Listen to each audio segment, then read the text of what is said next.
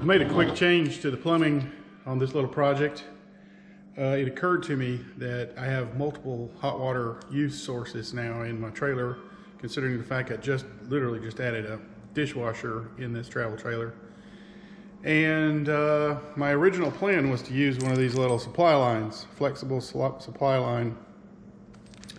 Everybody's seen them, use them to connect faucets and all that kind of stuff. And they're very good and they're very durable. I've used a lot of them. However, this hot water heater is actually going to supply multiple things. So using a supply line like this, in my opinion, wasn't a good idea. And here's why. The inlet side of that supply line, you can see the size of it right there.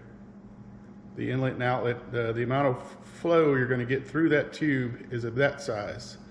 Well, if you look at a 1/2-inch PEX, which is what the rest of the trailer is plumbed with, you get that size. That's significantly more flow, which means the hot water heater in this case would have been a restriction. So rather than use these supply lines, made it really easy. I have now plumbed everything back just like the rest of the trailer using this 1/2-inch PEX. And I'm going to let's go take a quick gaze at that, and then we'll get to the testing. Okay, so before we get started, I had to go find some of these in order to do this. The little supply lines already had the connectors on the end of them, but in order to connect to the back of the hot water heater, you need a female MPT connection. It's 1/2 by 1/2 PEX to the 1/2 female MPT.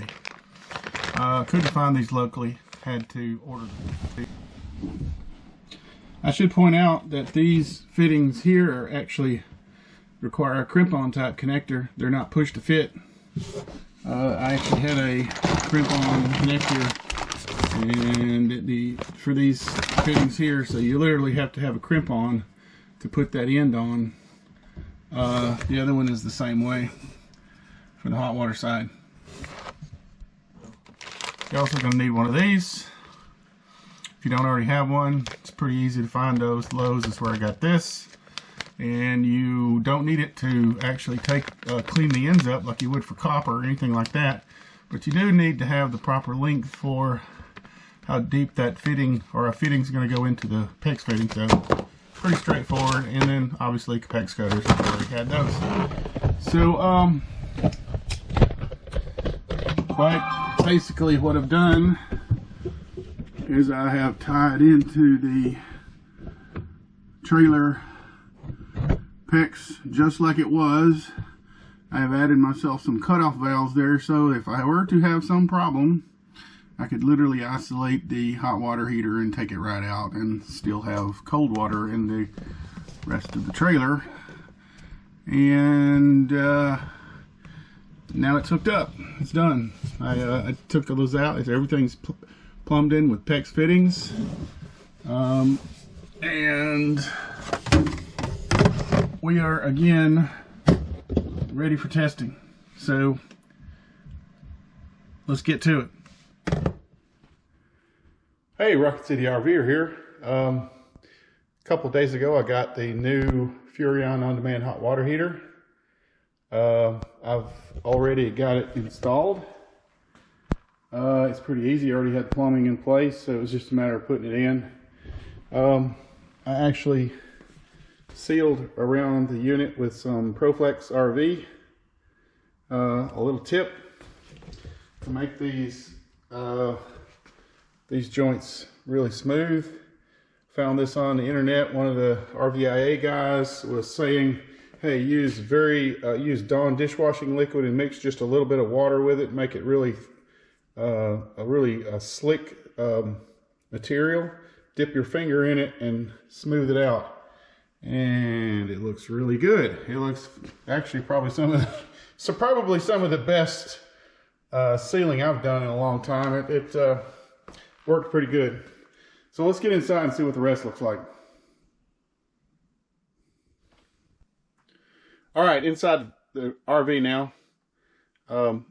My last video I was actually pretty critical of Furrion, but I actually like Furrion products. Probably all of us have Furrion products in our RVs.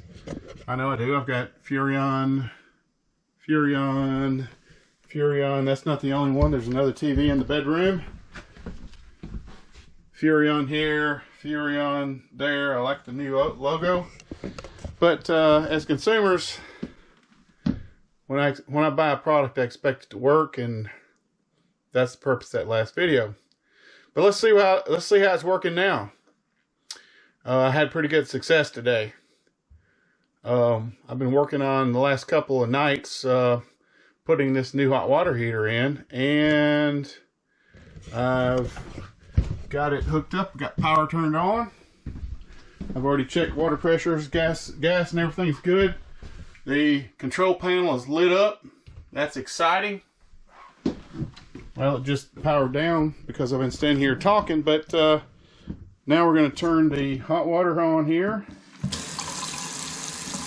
And as we can see, the control panel lit back up and is heating back up to the baseline temperature, the default factory temperature. There it is.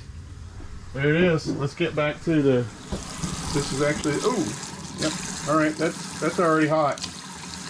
That's already hot right there. All right. Success.